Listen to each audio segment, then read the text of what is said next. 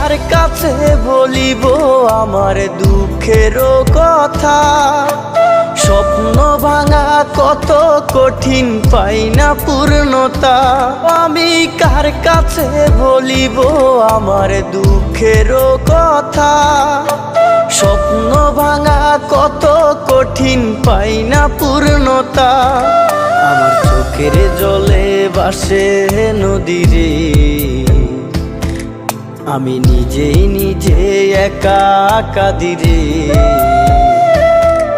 আমি নিজেই নিজে একা হাসিরে।